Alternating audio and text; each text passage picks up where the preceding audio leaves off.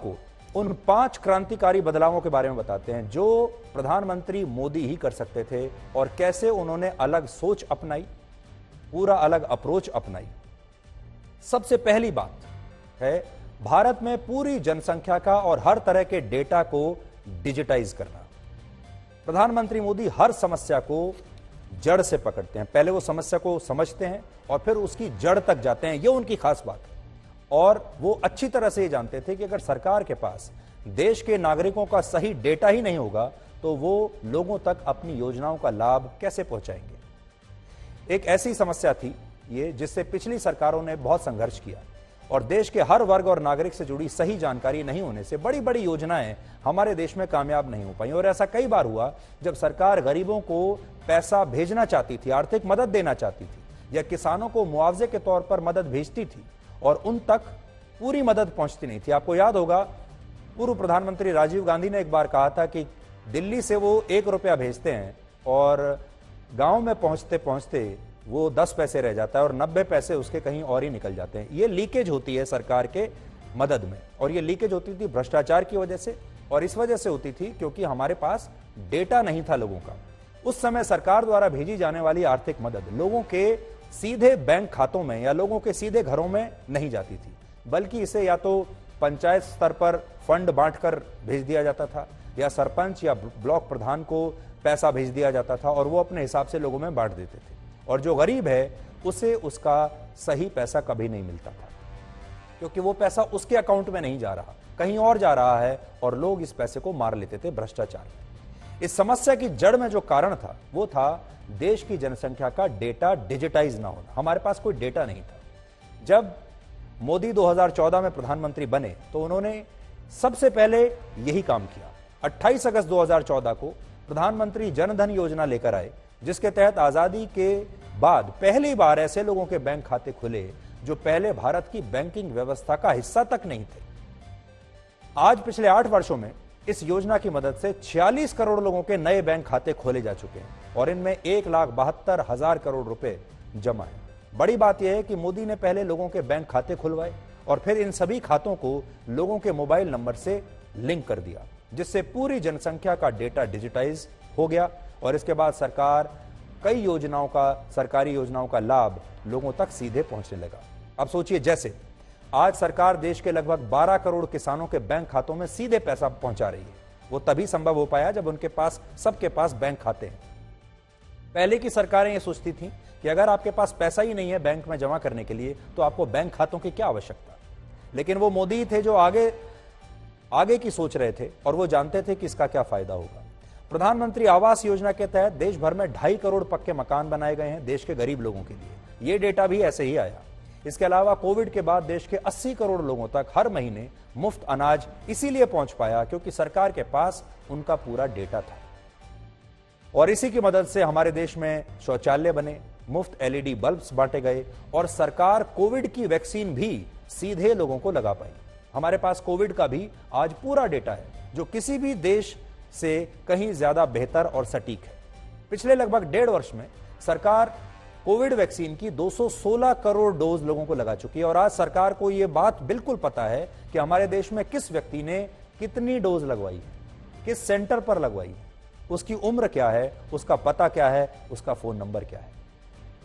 यह प्रधानमंत्री मोदी की अलग सोच थी जब भारत में वैक्सीनेशन का सारा डेटा ऐप और वेबसाइट के माध्यम से संरक्षित किया जा रहा था और तब अमेरिका और ब्रिटेन जैसे आधुनिक बड़े बड़े देशों में वैक्सीन लगने पर लोगों को सिर्फ एक हाथ से लिखी हुई पर्ची दी जा रही थी। ये देखिए, जिसकी तस्वीर आप देख सकते हैं।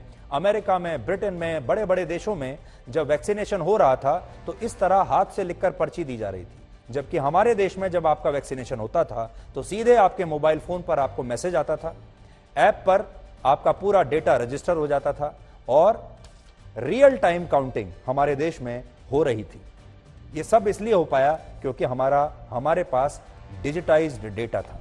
प्रधानमंत्री मोदी की दूसरी खूबी है, उन्होंने महिलाओं को अपनी हर योजना के लिए आगे रखा और उन्होंने देश की 68 करोड़ महिलाओं को देश की राजनीति में शामिल किया। जैसे कच्चे चूल्हे पर जो महिलाएं धुएं के बीच पहले खाना बनाती थीं, उन्हें उज्ज्वला योजना के तहत 9.5 करोड़ LPG कनेक्शन बांटे गए। इनके बारे में पहले किसी ने नहीं सोचा था। और ये वही आदमी सोच सकता है जिसने इस जीवन को जिया हो, जिसके घर में इस तरह से खाना पका हो, जिसने अपनी मां को इस तरह मेहनत करते हुए देखा हो, वही सोच सकता है। इसके अलावा उनकी सरकार वर्ष 2019 में 3 तलाक के खिलाफ कानून लेकर आई, ये भी महिलाओं के लिए था। देश में पहली बार मुस्लिम महिलाओं को परिवार के किसी पुरुष के बिना हज यात्रा पर जाने की अनुमति दी गई।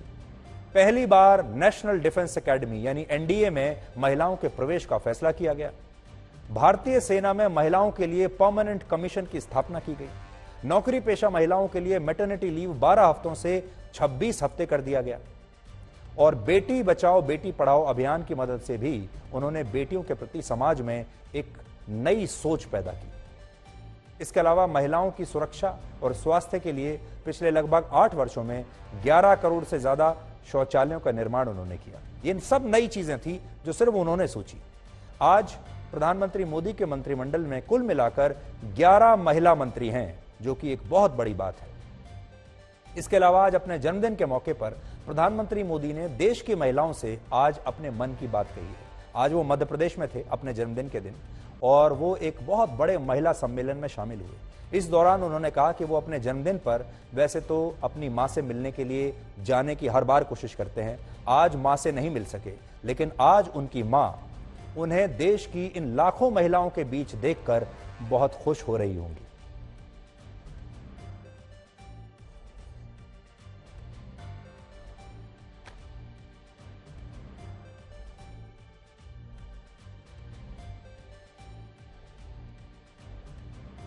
प्रधानमंत्री मोदी ने भारत के 140 करोड़ लोगों को दुनिया में वो स्थान दिलाया जिसकी आज से कुछ वर्ष पहले तक कभी कल्पना भी नहीं की जाती थी। ये उनका अगला बड़ा चेंज है जो उन्होंने किया। पहले हमारे देश की सरकारों में और हमारे देश के लोगों में वो आत्मविश्वास नहीं दिखता था जो वैश्विक मंच पर आज हमें दिखता है। आज भारत दुनिया के लगभग सभी अंतर्राष्ट्रीय मंचों और बड़े संगठनों का हिस्सा है। आज दुनिया का कोई भी बड़ा फैसला और कोई भी बड़ी बैठक भारत के बिना संभव नहीं है। आज भारत एससीओ देशों का हिस्सा है। अगले साल एससीओ का समिट हमारे देश में होगा, हमारी अध्यक्षता में। इसके अलावा हम सार्क के सदस्य हैं, ब्रिक्स में हैं, G15, G20, G24, G77 देशों में हम शामिल हैं। G20 का अधिवेशन अगले साल हमारे देश में होने वाला है। आज हम क्वाड देशों का भी हिस्सा हैं, जिसमें भारत के साथ अमेरिका, ऑस्ट्रेलिया और जापान जैसे बड़े देश मौजूद हैं। आज हम अमेरिका के समर्थन वाले ग्रुप में भी बैठते हैं और रशिया के समर्थन वाले ग्रुप में भी बैठते हैं। सबसे बड़ी बात, यूनाइटेड नेशंस की सिक्योरिटी काउंसिल में दुनिया के जो 15 देश हैं उनमें अब हम भी शामिल हैं। दिलचस्प बात यह है कि जिन संगठनों और मंचों का भारत हिस्सा कभी नहीं रहा, वहां भी अब हमें बुलाया जाता है। जैसे इस साल जब नॉर्डिक देशों ने एक समिट किया, अपना नॉर्डिक समिट, तो प्रधानमंत्री मोदी इसमें शामिल हुए थे उन देशों के प्रधानमंत्रियों के साथ। उत्तरी यूरोप के 5 बड़े देशों को नॉर्डिक देश कहते हैं, जिनमें डेनमार्क, स्वीडन, नॉर्वे, फिनलैंड और आइसलैंड शामिल है। और इस साल जब मोदी समिट में गए तो वहां पर उनका शानदार स्वागत हुआ था और इन देशों के नेताओं के साथ उनकी एक पर्सनल केमिस्ट्री दिखाई दी।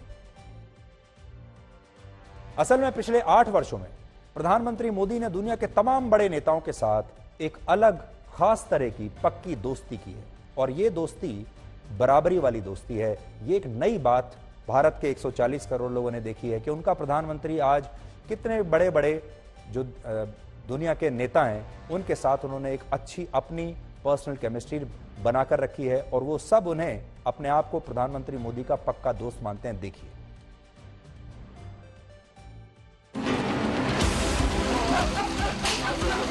India friend, the president of the United states of America.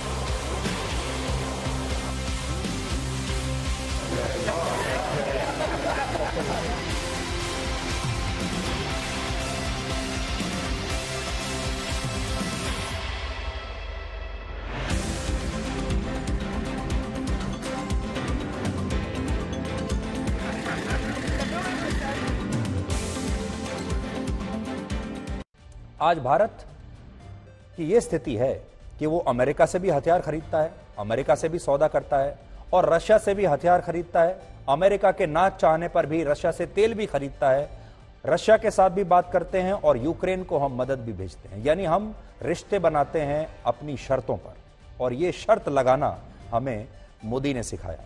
इसके अलावा भारत आज दुनिया के 101 देशों को कोविड की वैक्सीन भेज चुका है। हमने अनाज संकट को दूर करने के लिए कितने देशों की मदद की है। श्रीलंका को भी इस साल जब उसका बुरा समय चल रहा था, हमने 24,000 करोड़ रुपए की मदद भेजी, जिससे पता चलता है कि प्रधानमंत्री मोदी के नेतृत्व में भारत आज दुनिया की एक बड़ी शक्ति के रूप में उभर भी रहा है और हम बाकी देशों की मदद कर रहे हैं। एक सबसे बड़ा चैलेंज जिसके बारे में शायद आप सोचते नहीं होंगे वो ये है कि 2020 में जब कोविड की महामारी आई, वो पूरी दुनिया के हर नेता के लिए सबसे बड़ा चैलेंज थी। इसलिए क्योंकि उस महामारी का पहले से कोई फॉर्मूला किसी के पास नहीं था, उसकी कोई टेम्पलेट नहीं थी, उसका कोई सॉल्यूशन नहीं था, और हर नेता के विजडम पर और उसकी कार्यप्रणाली और उसकी क्षमता पर यह निर्भर करता था कि वो इतनी बड़ी महामारी से कैसे निपटता है। इसलिए आपने देखा होगा कोविड के खिलाफ हर देश का एक अलग अलग तरह का परफॉर्मेंस रहा। कुछ देशों ने अच्छा परफॉर्म किया, कुछ देशों ने खराब किया, और उसका एक ही कारण है कि उस देश का नेता कैसा था और उसकी कार्यशैली और उसकी प्रतिभा कैसी थी। उस समय प्रधानमंत्री मोदी ने पूरी दुनिया से अलग भारत की स्थिति के हिसाब से भारत के लिए जो टेलर मेड सॉल्यूशन होना चाहिए, भारत के लिए जो टेलर मेड रणनीति होनी चाहिए, वो अपनाई। हमने पश्चिमी देशों को कॉपी नहीं किया। हमने ये नहीं देखा कि अमेरिका क्या कर रहा है, यूरोप क्या कर रहा है, ब्रिटेन क्या कर रहा है और हम भी वैसे ही कर लें। हमने अपने हिसाब से अपनी रणनीति बनाई कि हमारे जो 140 करोड़ लोग हैं उनके हिसाब से, उनकी जीवन शैली के हिसाब से हम क्या सॉल्यूशन ला सकते हैं। इस दौरान दुनिया के बड़े बड़े विकसित देश, जहां के वीजा के लिए हमारे देश के लोग लाइन में लगकर वहां का वीजा लेते हैं, उन देशों की स्वास्थ्य सेवाएं चरमरा गई थी। लेकिन भारत का नुकसान हुआ लेकिन भारत का नुकसान सबसे कम हुआ। एक लोकतांत्रिक देश में 140 करोड़ लोगों को महीनों तक लॉकडाउन में रखना दुनिया का सबसे मुश्किल काम था, और वो भी ऐसे में जब हमारे देश में इतनी बड़ी संख्या में लोग गरीब हैं, डेली वेजर्स हैं, जो रोज काम करते हैं और रोज कमाते हैं। लेकिन प्रधानमंत्री मोदी ने यह मुश्किल काम भी बहुत शानदार तरीके से किया, और इस दौरान भारत में वैक्सीन की 216 करोड़ डोज लगाई जा चुकी हैं, जो कि अपने आप में एक रिकॉर्ड है। कोविड के अलावा भारत ने अर्थव्यवस्था और महंगाई के मोर्चे पर पूरी दुनिया में सबसे शानदार काम किया, क्योंकि कोविड के बाद बड़े बड़े देश, अमीर और विकसित देशों में अर्थव्यवस्था जो है उसका बुरा हाल हो गया, महंगाई बढ़ती चली गई। आज आप चाहे यूरोप देख लीजिए, ब्रिटेन देख लीजिए, अमेरिका देख लीजिए, चाइना देख लीजिए, ऐसे में भारत की अर्थव्यवस्था में आज भी जबरदस्त वृद्धि देखने को मिल रही है। यह डेटा उसका एक प्रूफ है। इसके अलावा महंगाई के मोर्चे पर भारत की स्थिति बाकी देशों से आज भी बहुत बेहतर है। यह सब इसलिए हो पाया क्योंकि हमारे देश में एक नेता ऐसा बैठा था जो बिल्कुल अलग तरह की सोच रखता है, उसने किसी को कॉपी नहीं किया। उनकी अगला पॉइंट जो है वो क्या है, मोदी की जो छवि है वो ऐसे नेता की है जो देश की जनता से अगर एक बार कुछ करने के लिए कह दे तो लोग उनकी बात का पूरी तरह पालन करते हैं। अब आप खुद सोचिए, हमारे देश में ऐसा कौन सा नेता पैदा हुआ इससे पहले कि अगर उस नेता ने एक बार आह्वान कर दिया तो देश की करोड़ों जनता जो है वो उसके एक आह्वान पर वही काम करने को तैयार हो जाए जो उन्होंने कहा है। ऐसा शायद हमने महात्मा गांधी के केस में देखा, जब महात्मा गांधी आह्वान करते थे और लोग उनके पीछे पीछे चले आते थे, और उसके बाद हम आज ये देख रहे हैं। और वो कैसे हुआ उसका उदाहरण देखिए। मोदी ने देश में स्वच्छता के मिशन को सफल बनाने के लिए स्वच्छ भारत अभियान चलाया, लोगों से आह्वान किया। इस तरह का आह्वान पहली बार किया गया था कि अपने देश को साफ रखिए, अपने घर को साफ रखिए, अपने समाज को, अपने मोहल्ले को, अपनी सड़कों को साफ रखिए। इससे पहले किसी प्रधानमंत्री को शायद ये लगा नहीं होगा, उन्हें लगता होगा कि ये तो उनके स्तर के नीचे की बात है, ये एक बात हम कहां जाके करेंगे। लेकिन मोदी ने, क्योंकि जैसा मैंने आपको कहा जमीन से जुड़े हुए थे, वो असली समस्याओं को समझते थे। वो जानते थे कि अगर गंदगी रहेगी तो बीमारियां रहेंगी, और इसके बाद ये मुद्दा एक सामाजिक मुहिम में बदल गया जिससे करोड़ों लोग जुड़ते चले गए और आज भी जुड़े हुए हैं। मोदी ने कोविड के दौरान देश में लॉकडाउन लगाने से पहले जनता कर्फ्यू की घोषणा की और लोगों से आह्वान किया कि आप स्वेच्छा से ये कर्फ्यू लगा दीजिए और घरों से मत निकलिए। और आपको याद होगा उस समय सड़कें ऐसी खाली हो गई थी। सोचिए, एक नेता के कहने पर लोग अपने घरों से नहीं निकले, जनता कर्फ्यू लग गया।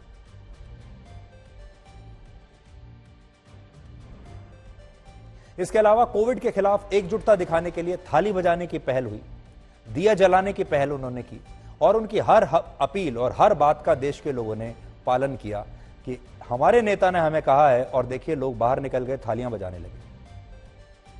और यही नहीं, हमारे देश से सीख लेते हुए उसके बाद विदेशों में भी ऐसे ही थालियां बजाई जाने लगी। ऐसे ही उन्होंने अपने जो हेल्थ वर्कर्स थे उनका मनोबल बढ़ाने के लिए ये काम विदेशों में भी हुआ, ये ब्रिटेन में भी हुआ, स्पेन में भी हुआ। और आपको याद होगा पिछले महीने उन्होंने स्वतंत्रता दिवस से पहले देश के लोगों को हर घर तिरंगा लगाने का आह्वान किया था, और यह अभियान भी सुपरहिट रहा जब करोड़ों लोगों ने अपने अपने घरों में उनके एक बार कहने पर तिरंगा लगा लिया। यानी एक ऐसा नेता जो एक बार आह्वान करता है और लोग उसके पीछे पीछे जाने लगते हैं। मोदी एक ऐसे नेता हैं जिनकी बातों को पूरे देश के लोग ध्यान से सुनते हैं और फिर अमल करते हैं। आप कह सकते हैं महात्मा गांधी के बाद शायद वो पहले ऐसे नेता हैं जिनके हर फैसले और आह्वान में लोग उनका साथ देते हैं। आज मोदी ने देश की जनता को अपना फॉलोअर नहीं, अपना पार्टनर बना लिया है और उनके हर फैसले में उनके साथ जनता रहती है। आज भी आपको करोड़ों की संख्या में ऐसे लोग मिल जाएंगे जो मोदी के बारे में एक भी बुरी बात, नेगेटिव बात सुनना नहीं चाहते। मोदी की एक और बड़ी खूबी है, वो अच्छी तरह से जानते हैं कि राजनीति कहां समाप्त होती है और प्रशासन या सुशासन की जिम्मेदारी कहां शुरू होती है, यानी कहां पॉलिटिक्स खत्म हो जाती है और गवर्नेंस शुरू होती है। जैसे उन्होंने पश्चिम बंगाल और उड़ीसा जैसे राज्यों में पूरी ताकत के साथ चुनाव लड़ा। इन चुनावों में बीजेपी अच्छे प्रदर्शन के बावजूद हार गई। बहुत तगड़ी राइवलरी थी उनके बीच में और ममता बनर्जी के बीच में। लेकिन जब इन्हीं राज्यों में तूफान आया तो प्रधानमंत्री मोदी ने वहां के मुख्यमंत्रियों से बात की और प्रभावित इलाकों का दौरा वहां के मुख्यमंत्रियों के साथ जाकर किया। इसके अलावा प्रधानमंत्री मोदी की राजनीति द्वेष और विरोध पर आधारित नहीं है, उसके भी कुछ आप अंश देखिए। ममता बनर्जी जब उनके लिए मिठाइयां भेजती हैं तो वो इसकी तारीफ करते हैं और कहते हैं कि जब भी मेरा कुछ अच्छा बंगाली मिठाई खाने का मन होता है तो मैं ममता दीदी को कह देता हूं और वो मुझे मिठाइयां भेजती है। जब कांग्रेस के पूर्व नेता गुलाम नबी आजाद राज्यसभा से रिटायर हुए तो उनके प्रति भी नरेंद्र मोदी ने बहुत सम्मान जताया, जबकि एक बार तो उनके लिए इतने भावुक हो गए थे। अरुण शौरी बीजेपी के नेता होने के बावजूद नरेंद्र मोदी की हर बार आलोचना करते हैं। इसके बावजूद जब अरुण शौरी की तबीयत खराब हुई तो मोदी उन्हें मिलने के लिए पुणे में अस्पताल तक गए और उनका हालचाल पूछा, जिससे यह पता चलता है कि मोदी की राजनीति में गुंजाइश भी है और सकारात्मकता का पहलू भी है। और एक और बात, इस डिजिटल युग में प्रधानमंत्री ने देश के लोगों से मन की बात करने के लिए रेडियो के माध्यम को चुना। आज के टीवी के युग में उन्होंने तय किया कि वो टीवी पर नहीं आएंगे बल्कि रेडियो पर आएंगे। ये एक बिल्कुल नया प्रयोग था, इनोवेशन था, और इस कार्यक्रम को भारत के आम लोगों से उन्होंने जोड़ा। और आज मोदी इस कार्यक्रम में कभी भी राजनीति की बात नहीं करते, कभी भी अपने राजनीतिक प्रतिद्वंदियों की आलोचना नहीं करते, बल्कि ऐसे लोगों का ही जिक्र करते हैं जो अपने परिश्रम से समाज में बदलाव ला रहे हैं।